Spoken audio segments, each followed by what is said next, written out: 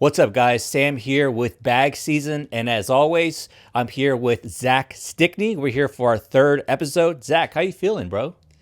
It feels good to be back, man. It's been a while. I think we took a couple weeks off. It feels great to get back on here. People have been asking about it, so ready to dive back in. Man, I had some really good feedback from Utica. After our second episode, I had some players and some ACL staff come up and really with some really good encouragement, telling us to keep doing what we're doing. They're like what the encouragement that we're offering players and people and hopefully more content creators coming in the game. And that's kind of our place right now. So it's people are liking it, and I'm glad we're back. That little break was nice. Just to recap, what were you up to last couple of weeks? Just getting a lot of stuff done, man. There's a lot of pre-work going into getting ready for ACL Worlds because I'm interning with them, so there's some deliverables that are behind the scenes getting done. But also just focusing on doing my own content and still getting a lot of editing done, some long form stuff, the reels. Working on some other stuff behind the scenes. Like I finally dropped my first merch line, so that's been in the works for the last couple of weeks. Unfortunately, I didn't make it to Richmond, so I was bummed out to miss that weekend. But it looked like you had a good time there, right? Yeah, Richmond was a lot of fun. 4th of July made it a little bit interesting for travel. And unfortunately, I had some issues going back at home. I just want to give a quick condolences to my part of the country, Texas. Bro, we had just these wild, and I mean wild floods literally here in my county, not my hometown, but the county we live in. Just to pull the curtain back a hair, I do work for a full time job. And in that job, we were directly affected by this flood. All the waters from up north, including debris and just some unfortunate things that come with that, including lives, all kind of came downstream to what we do day to day. So it was just a really unfortunate event. So continued prayers to the people of Kerrville and this region of Texas, and it's just tough. So that actually happened when I was up there. I was at the hotel, I think on 4th of July at the lobby, and I was talking to Tony Smith, was in the same hotel as me, and I looked on the TV and I just see this flooding, and it's like Kerrville, Texas, and I was like, what? I didn't even know it was supposed to rain. This is Right. wild. So super unfortunate. Like I said, it's part of life, unfortunately. And hey, man, I know people are gonna pick up the pieces to the best of their ability, but I will say one thing.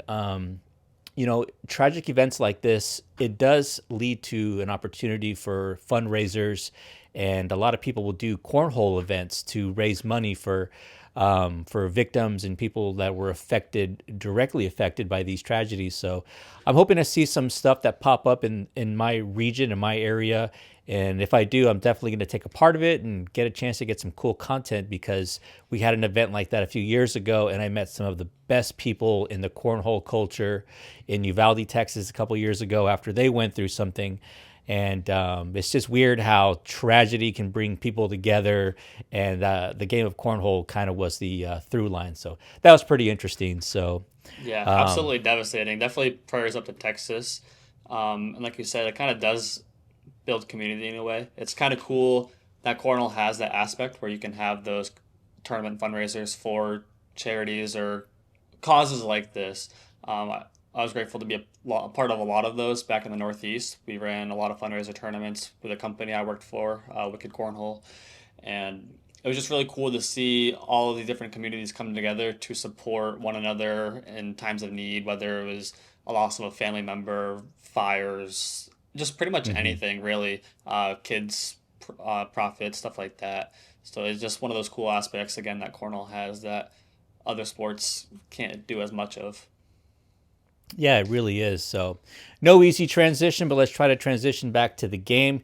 You're talking about Stickside Cornhole. Man, congratulations on the merch drop. And I also just saw that you guys have crossed what was it, 5,000 mark? Can you talk about that? Yeah, just hit 5,000 followers the other day, so I was super pumped. That was a milestone I set at the beginning of summer when I got out of school. So Oh, nice. that was in the beginning of May. At the time, I had 1.8K. So just to see that growth this fast, it was the end of the summer goal. So to hit it this soon is just absolutely unreal to me. Definitely support or appreciate all the support so far. It means the world. and it just keeps giving me that fire to keep going and keep building. And like I said before, it's brick by brick, keep building brick by brick. 100%. Just a great job. So have you been doing basically daily content, sometimes twice a day? What's been your strategy? Yeah, since I got out of school, and I think a week and a half or so before then, I've had a piece of content go up every day. So Every day. that's it's been a grind to get daily content out, but it's part of the journey, honestly. It's like each piece of content I do look at as like a brick. You lay that first one, you get the foundation set, and you keep posting and building off of that wall. And it takes a lot of work, but I'm proud to see the progress and just the skills in my editing, my eye for editing. I can see it Mhm. improve in every single reel, so it's cool to see. Do you think have become faster as an editor, or is there certain things that your eye is already looking for? For sure, there's different things to look out for when I'm like going through the footage from a long weekend because as you know, that footage, it's not easy to go through. There's hours and hours of cornhole and just some gems mixed in there, but there's a lot of stuff that you can't use. So like it's just sorting through that. So I've gotten faster at looking for those things I want to use, but also the editing process. I wouldn't say I've gotten faster necessarily, but I've gotten more streamlined. Good. Yeah. Yeah, that definitely speeds things up when you know what you need, and everything else you can kind of just toss aside. That makes things so much more simpler. So talk about Worlds. What's on the agenda? I know you said you're coming in. Well, actually, we're not sure when you're coming in To be 100% yet determined. because we might be working on something. But what's the schedule look like with ACL? Yeah, so I'm actually pretty excited for Worlds because I'll be there all week, mainly for ACL focus. So it's gonna be cool to work their biggest event of the year with the team. I also get to the ACL has an internship program this year, and a lot of those kids that are doing it are actually located like in the Charlotte area, and they've been in person with ACL pretty much all summer. So I'll finally get the chance to go work with those guys and girls, and just kind of build with the team, I guess. It's going to be a lot more hands on. It'll be the biggest crew I've gotten to work with so far for the ACL. When I went to Fort Worth, I had Jack, Jenna, and just I had some people to work with pretty much. And then Utica was a little bare bones for crew. It was just me and Jack out there working the ESPN and Skeleton CBS crew. broadcast. Yeah, it was very much skeleton. So there's some fun interactive piece of the content we're going to be making for both pro players, but also a lot of um, advanced division, like social. We'll call it social content because it'll be players of all levels that are going to have the opportunity to be a part of this ACL content. Well, that's really exciting to hear. So going back just to hair in Utica, man, it was a skeleton crew there on that last day. But I got to tell you, you guys did an awesome job, you and Jack. I know I walked into that locker room with AJ And and Braden were in and there. Braden Wilson, and they had just come off their big win, and I was like, hey bro, let me come back there and get some footage. And man, shout out to both y'all for allowing me back there. And man, it just seems like Jack, he had his lighting set up. It looked great. He was just like we talked about streamlining. He knew exactly what he needed. Mhm. I thought his communication with not the actors but the players. I'm used to filmmaking. Yeah. With the players, the communication was perfect. He was telling them exactly the direction that they needed to hear. Any questions that they had, he was quick to answer. So shout out Jack. That was really cool to see. And then also shout out to Jake Brennan. That's the name, right? Jake? Yeah, Jake Brandon, the commentator, right? Yes. Yeah. So Sean Latham wasn't. I'm not exactly sure what happened. I thought Latham was going to be there. He wasn't. But I got to tell you, I thought that Jake did such a great job that weekend working the crowds, keeping the energy up. What did you think about Jake's MC work? Jake absolutely crushed it. We had a group chat going with the ACL crew because some of them were watching from home, and everybody was fan of what Jake was doing. He was just having the time of his life up there. You could tell he was actually enjoying working with the crowd, and we also had a lot of crowd engagement, which made it pretty fun and engaging. It's not just like a blank crowd. Pretty much, you had the people in the background with the T Rex costume building the beer wall, so that was fun. It was you had the family sitting front row. So there's a lot of cool stuff going on in the Utica crowd, the New York crowd, the players out there. They definitely brought the energy, and I can attest that the Northeast does bring energy at these big events. That's your That's my people. people. And Dude, shout out Jeffrey that Ratcliffe because we did the whole shot and it was $100 to make it during the intermission of a broadcast match. So he picked that's the Jake. guy who made He it. made it. Yeah, Jake picked three people from the crowd. Jeff was first up, nailed it with a beer in his hand, and the celebration we got out of him was just it was perfect. You said his name was Yeah, Jeff. Jeffrey Ratcliffe. So Jeff, I believe he was behind the beer wall, the beer pyramid, Yep. also. And I got to tell you, man, that thing was epic. It got um, social media buzzing. Addicted to cornhole, people were showing a ton of love. And actually, my sister-in-law, who doesn't even watch cornhole, but that Sunday was a little bit slow on ESPN or sports in general, and so a lot of people happened to tune in to cornhole. And my sister-in-law was like, "Hey, I think I saw you on your cornhole on TV because I saw a beer pyramid. It was super weird." And I was like, "Dude, that was us in That's Utica." cornhole. So the energy was It awesome. The was. energy was really good.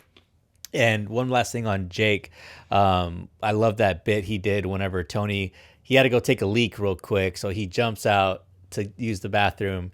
And what happened? You go ahead and fill in the Yeah, rest. so Jake just pretty much does some crowd work. He's like, all right, guys, Tony's in the bathroom, but when he comes out, I want this place on its feet, getting loud and electric. And that's exactly what everybody did. We were scoping the bathroom, not the bathroom, but the hallway leading out to it.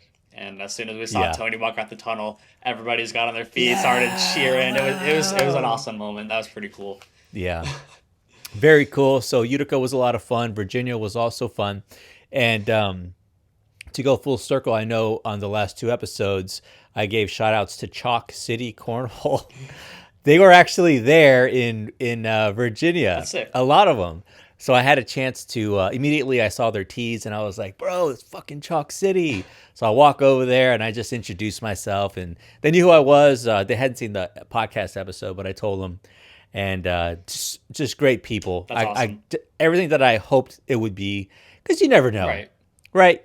You never know. Sometimes you get a thought in your mind, and then you talk to people, and you're like, "Oh, that person was Yeah. wasn't what I Yeah. hoped," but they were exactly what I had hoped they would be. And so, shout out Chalk City Cornhole. I know I have some content of them playing, but it's gonna take a while to get to. It's probably gonna be after the season, to be Right. Yeah. honest. But Do you want to talk about yeah, that a so little bit? that's Like, because obviously you do work a full-time job. So how does it work when you go to these events every weekend and you're capturing tons of content with the client deliverables? So you got to kind of filter in like that. Look at it as another pretty much part-time, almost full-time job on its own, right? it really is a full time on top of my full time. And like I said, I'm blessed because my job does allow me the flexibility to take time off and travel. I got to tell you, bro, this season, for me, anyways, has gone by super fast. So last year was the first year that I was actually hired to run players' content. I was talking about Tony Smith, talking about Jeremiah Ellis, among others. And so it was really I felt a little bit of pressure, to be honest, to get it right. I didn't want to let these guys down, right? They were hiring me Yeah. to run their social media, so there was a little bit more pressure for the first time doing that. But I got to tell you, this year it's just been I've been super locked in. I scaled back my client list a little bit so I can focus on them much more. I think toward the end of last season, I had a little bit too much on my plate, and I found myself really struggling to keep track of players where they are. I haven't done an edit for this player, and it felt like a week. May not have been. So I really wanted. I took an emphasis to take less players and focus more on their specific content. So I've been able to do that, and it's just been so much more manageable. It's been so much Right. more manageable to go to work, come home, be disciplined enough to not do other things, take care of what I got to do first, put in a couple hours on if it's Cash, if it's Braden, if it's Tone, whoever it is.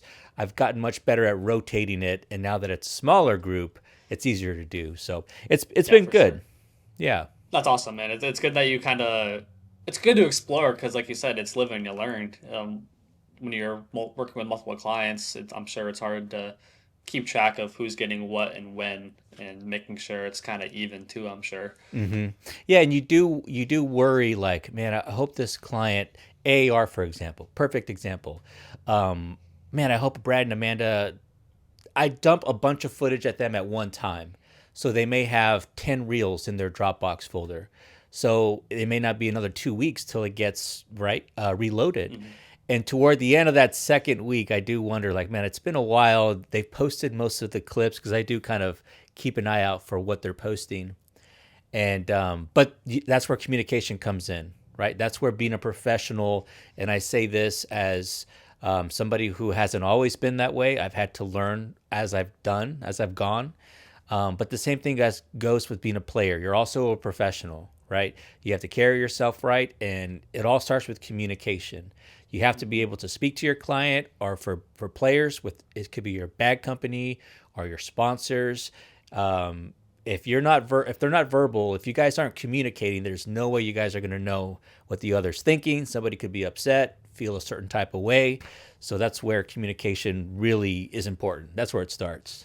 Yeah, from the player side or my player experience, you know, look, a sponsorship is not necessarily just here's your money, go have fun. I look at it as more like a partnership. They're taking a risk on you and an investment on you, so you got to work together to make the most out of that investment, whether it's selling bags or just exposure, which could be also selling bags.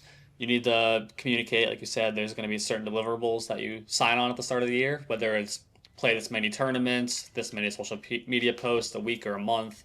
There's different things that are baked into your contract that you're responsible for doing. Mm-hmm. And you got to communicate on that and make sure you guys are both on the same page. They're happy with what you're doing, and just everyone's happy. And like you said, that comes down to communication. Right. Yeah. So that's a great it's a great subject right there, especially going into Worlds. Seems this is right around the time of the year when when players start talking with each other about next season. Hey, what do you Hmm. think about linking up? That's when bag companies and merch or whatever it is, vendors, they'll start to get the into the ear of players. Zach, you've gone through it. You've been an ACL pro. Can you talk about what this week is for Worlds? Not only is it the end, it's the finality, right? It's the finale. We've all been working for this goal, but also opportunity comes. Can you talk a little bit about that? Yeah, so when you are pro, it is kind of player first, and you are assigned. You're not supposed to talk with other bad companies or whoever you're sponsored. I say bad companies because that's your main sponsor. You're gonna have other local sponsors and maybe some apparel stuff like that. But you gotta finish the season out with them. Focus on doing what you got to do at Worlds because you're under contract through the end of Worlds. Some players might be under through Spencer's, but for the most part, they end Worlds. But you do need to kind of look forward if you plan on continuing to be pro or a competitive player, and that's when kind of just chit chatting and just doing some social work at Worlds. Make sure you're making your sponsors happy leading up to Worlds and also at Worlds. Like you don't want to just kind of ghost them and expect them to hand you a check for next year. You kind of gotta put in word like, hey guys, I love working with you guys this year. I want to work with you again next year. What's this going to look like? You gotta start the conversation early, and you can do that pretty comfortably with your current sponsor. But it's gonna be harder for you to do that, and maybe not as professional to start looking um, in advance with like another company if that's what you're interested in doing. And it's also you need to make sure you present yourself well. You can't be that player that's throwing a fit after you miss a bag or lose a game. You need to stay pretty level headed. You need to be someone that people can look up to because they're not. No one is want. Nobody's gonna want to hand money to somebody that's throwing fits or making a bad name for themselves. Because when you're making a bad name for yourself, you're making your sponsor look bad as well because they're the ones supporting you. Yeah, that's some great advice. That's really interesting what you say about. You're right. You're under contract till the end of the year. So for some reason, I always thought this was kind of the year or the weekend when all these deals are made. And I guess if they are, they're a little bit under the table. It's maybe like I said, getting in somebody's ear, putting a little whisper, "Hey, we got to finish this thing out, but be thinking about me next year or whatever." Yeah. But this is a huge subject, and I'd really like to get deep in it with you, Zach. But I think we're going to kind of hold off for another week because I did have an opportunity. I did a little bit of homework here, bro. I did a little. I reached out to a couple bag company owners, the big bag company owners, and I just said, "Hey, me and Zach we're gonna pod tonight.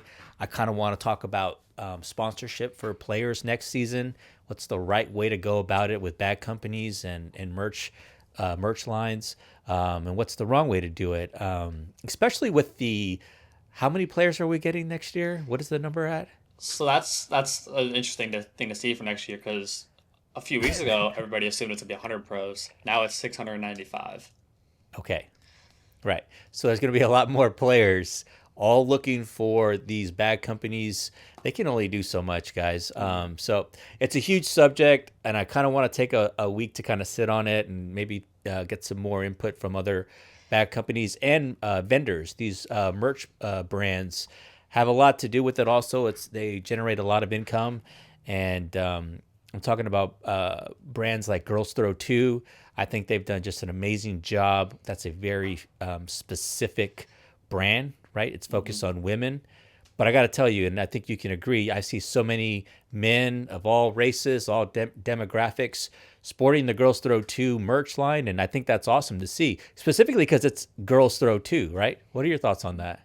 I like that because you gotta spread it everywhere. You gotta just have the inclusivity and include pretty much everybody. I like that. I mean, obviously, it's a good company to support because women are starting to make their mark in this game, and they have been for the longest time.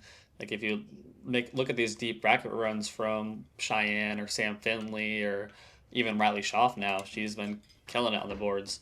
Oh, yeah. It's a serious movement, and it's an important part of this game to keep growing because it is a co-ed sport, which not a lot of other sports can say that. And then Yeah, diving that's quickly into like the pro expansion, I don't want to ramble on too much about it, but from going from 100 to 695 pros, that's a lot of players competing for sponsorship money. And like you said, we're working with, while they are the bigger companies to work with, you're not working with a Nike or Under Armour or Adidas. They don't have unlimited sponsorship funds that they can hand out to every player. So you need to really focus on what's going to separate you from those other pros. The first ones in are going to be the top 100 pros because that's your set. You're in every single bracket. You are the top of the chart pro. But then you have I think it's 325 other ACL pros, 90 women, juniors, and seniors, and they're all competing for spots in the pro brackets. So you need to pretty much be prepared to pitch to these companies what makes you worth the investment because you and 500 other people have this pro card, and you and 500 other people can throw a 10 PPR. So what's going to separate you? that's a great point, actually. Let me ask you this, Sticks. Talk about from your perspective when you were looking for sponsorships locally, right? From where you're from, whether it's from a bag club in your area or restaurants or bars. Talk about your experience specifically. Yeah, I would say or recommend it's easier to work with companies you truly believe in and like to work with because you're not gonna if say this is a broad example, say you love McDonald's and hate Wendy's. You're not gonna wanna you don't believe in Wendy's, so you don't want to go and support Wendy's if that makes sense. You wanna aim for what you actually want to support and what you might actually use in your daily life.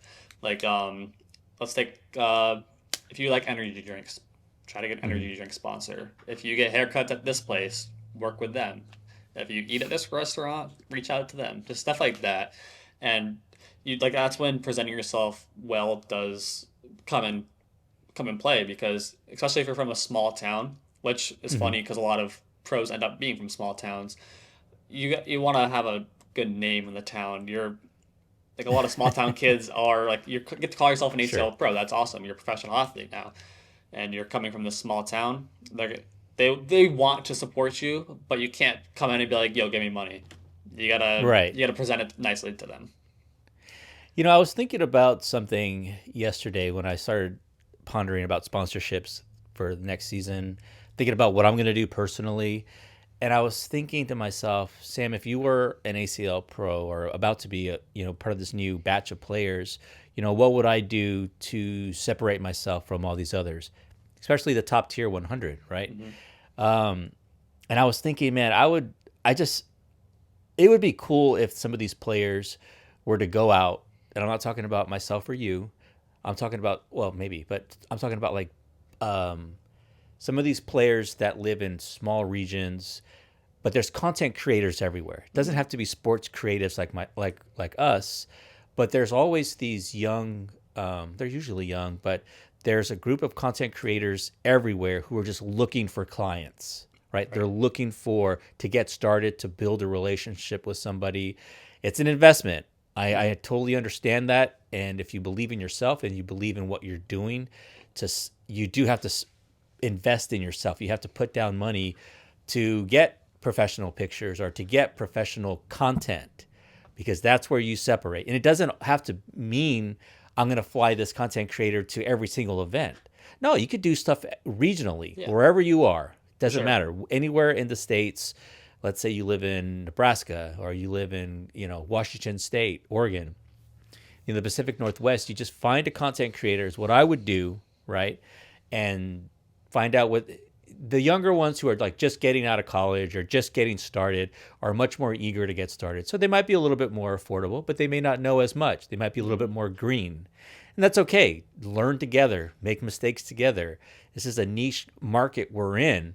I think it'd be really smart for some of these players to go out in their region, specifically where they are, find content creators, and then just work, Right. collaborate. Yep. Hey, let's go to the skate park. I'll bring a couple boards. You bring your camera, and let's just see what we get. And I think some fun stuff like that could lead to some really great content. I mean, what are your thoughts? For sure, because anything interactive and that shows your unique, you what's different about you. Like you said, if you live in the Pacific Northwest, why not go to like one of the national parks out there, set up boards and That'd throw? be cool. That'd be pretty cool. If you live in a city like Yeah. Boston, go downtown and set up boards by TD Garden and just do a quick content thing there. It's Cornhole's pretty accessible. Like you don't need to bring a whole football field with you or a golf course. You bring two wooden boards and some Hmm. bags, and you got what you need. So opportunities are pretty. They're easy to do, but you need to put in the work to make them happen. And Yeah. yeah, it's there. It's possible, and having that good social media game is what's going to separate you from those other 694 pros. Oh yeah, that's super important. And I'll give you one more example, Zach. I was wearing a T-shirt at in Virginia, and it's a horror movie T-shirt. I love horror movies, and I was talking to Kat about something, and Miranda Coy happened to be sitting right next to us, and I felt like she kept staring at like what is she? And I looked over at her, and she was like, "Bro, that shirt is so fire," Miranda talk, and I Yeah, was like, "Oh," I was thinking because it's like all these horror movies VHS cassettes, yep, right? It's like Halloween, Friday the 13th, all these old 80s horror movies, and I was like, "Oh."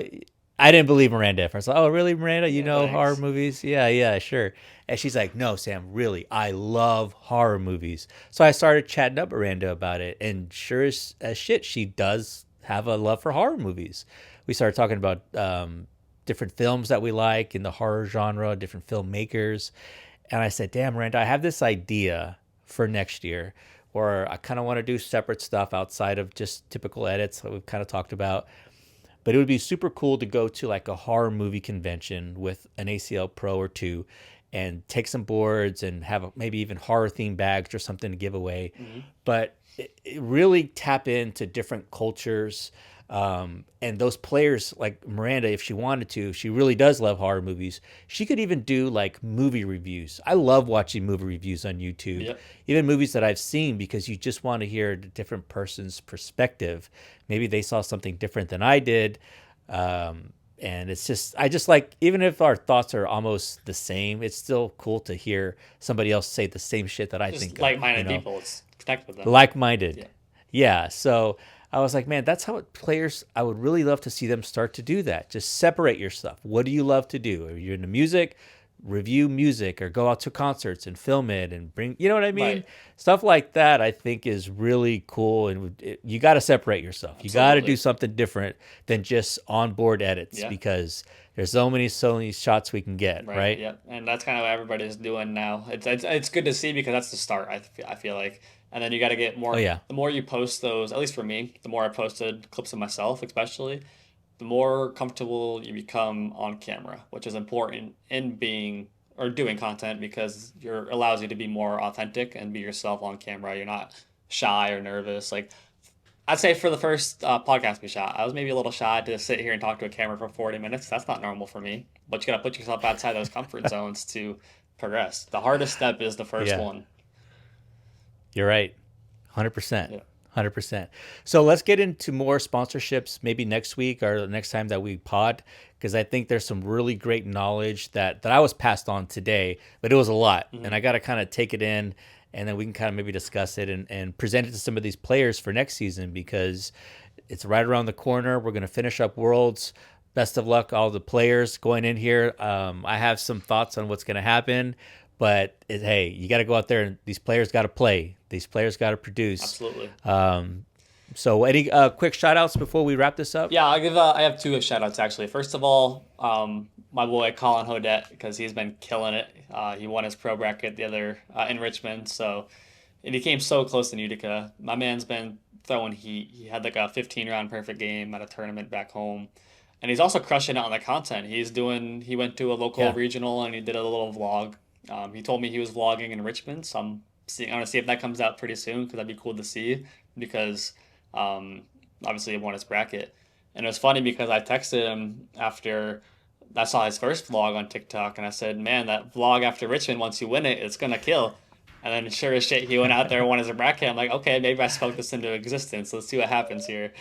But he's been also posting like daily board clips as well. He did some mini board clips. And then one more shout out. I want to shout out my guy Micah Davis. He reached out to me yesterday. First of all, congratulating me, which was awesome. But he's looking to take content more serious, and he's not a player. He's a player, but he's a league organizer out in the United Kingdom. He's trying to start a club in the UK. So obviously, Cornhole's not as big or well known overseas. It is definitely growing for sure, but for like local bars and clubs, it's still new. And so he's looking for more grassroots ways to introduce the club to some more people. So wish you best of luck, Micah and Barry Baggers out in the UK. Very Yeah, cool. Very cool. Yeah, that's exciting to see stuff happening overseas. The growth of the game worldwide hmm really is super exciting. That's really what the goal is, I think, to really broaden the the perspective of players and make it globally, right? Get everyone to start playing, and that's super exciting to think about what that's going to look right. like, because It's that's early. amazing. So, It's so early. oh yeah, yeah, yeah, but it's coming. So, all right, bro. Well, I guess that's it for this episode, y'all. I appreciate y'all watching. Hopefully, we'll see you guys at Worlds. If you do, give us a shout out. We'll hang out, maybe make a reel Yeah. together, maybe make an edit. Best of luck to you guys, and as always, remember, get out there, collaborate with each other, make some great content, and remember, collaboration is a new competition, guys. So we'll talk to y'all later. Later.